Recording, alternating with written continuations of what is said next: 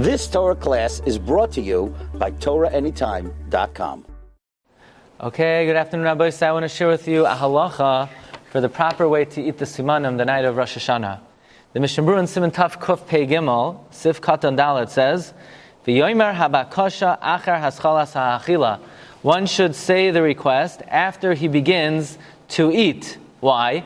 Because if you're going to make the bracha and then you're going to say the Hiratzon, it's going to be a hefsek between the bracha and the achila. And therefore you make the bracha, you eat, and then you say the Yehiratzon, again because it would be a hefsek.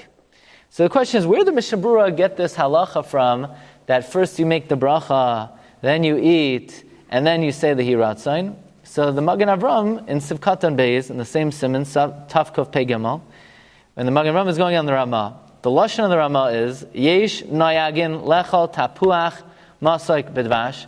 There are those who have a custom to eat an apple which is sweet, dipped in honey. Ve'oimrim, and they say, Tischadesh Aleinu Shana Mesuka. So if the careful reading of the Ramah implies, Yesh Nayagin Le'echol, and then they say, Tischadesh, that implies first you eat it, and then you say it. That's so from the diuk of the Magen Avram and the Ramah, the Mishnah Berurah derived this halacha that you make the bracha, and then you eat, and then you say the Yehiratzon. Says the Magen Avram that what would happen if a person, in fact, said the Yehiratzon in between the bracha and the achila? Would it be a hefsek? So, says the Magen Avram, b'diavad, if a person may say the Yehiratzon and then ate, b'diavad, it's not a hefsek. Because the Magen Avram quotes in the Sefer Magleit Tzedek, it says, you should first say the Hiratzon and then eat. And the opposite of what we just said from the Mishnah Berurah, in a certain Sarm, in the Sefer Magleit Tzedek, he says, first you say the Hiratzon and then you eat. Says the Magen Avram, l'chadchila, one should not do that because it would be a hefsek. But b'di'eved, if a person did say the Hiratzon before he ate, then it would not be a hefsek b'di'eved. So the Paiskim point out, and it's brought in the Kuntra Shiurei Halacha of Rav Shmuel Felder, that from this discussion, it's mashma that there's a reason that really we should be saying the Hiratzon before we eat. It's just we prefer not to because it would be a hefsek. But there seems to be a compelling reason to try to get the Hiratzon in before you eat. The only thing is we can't because it would be a hefsek. What is that reason? That reason is you're making the Hiratzon on the food item. So since you're making the Hiratzon on the food item should be intact before you say the Hiratzon. So really, we should be saying the Hiratzon before we eat it. The only problem is that would be a hefsek, so we have no alternative.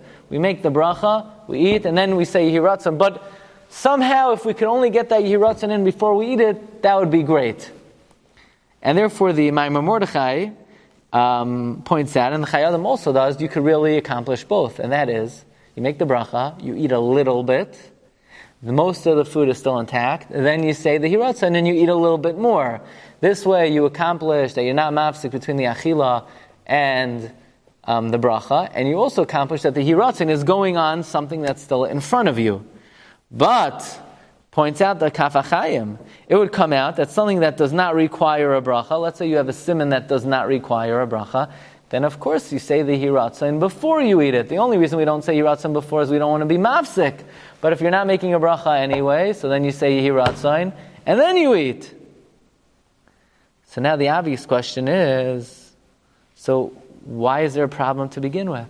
Say the Hiratzon, make the bracha, and then eat. And this way you could accomplish saying the Hiratzon on a complete entity, and you could have your cake and eat it. There are no issues. Why do we make the bracha, eat, say the Hiratzon, eat more? Just say the Hiratzon, make the bracha, and eat. Says Rav Tzvi Pesach Frank in the Mikroi Kodesh, Siman Zayin, that the reason why we first make a bracha, eat, and then make a Hiratzon is based on the Gemara in Brachas Daf Lamed Aleph. La'olam yisadar shivcha shel makom ve'achar kach yispalel. A person should always praise Hashem and then pray and then daven. So therefore, first we make the bracha, we thank Hashem, and then we have to eat. And then we daven for ourselves by saying the Hiratzon. But it would not be correct to say the Hiratzon first, because that would be davening for yourself before you praise Hashem. And we know you're always supposed to praise Hashem before you daven. In a similar vein, therefore, says Rav Tzvi Pesach Frank, quite an interesting point from the Te'umim, from Rabbi Lo David Te'umim, that based on this, we know there's a minhag Yisrael that when you drink wine or you drink alcohol, you say what? L'chaim. It would not be correct to say l'chaim and then make a bracha, because basically what you're doing is you're davening for either yourself or someone else, and then you're praising Hashem. No, that's wrong. First you make a bracha, then you drink a little bit, and only then are you allowed to say l'chaim, but not to say l'chaim before you make a bracha. So, Marv Rabbi Isai, I would like to wish you l'chaim, but first let's thank Hashem. So we thank Hashem for having an opportunity to learn His Torah, and I wish everybody listening l'chaim, aksiva chsima Torah. You've just experienced another Torah class brought to you by TorahAnytime.com.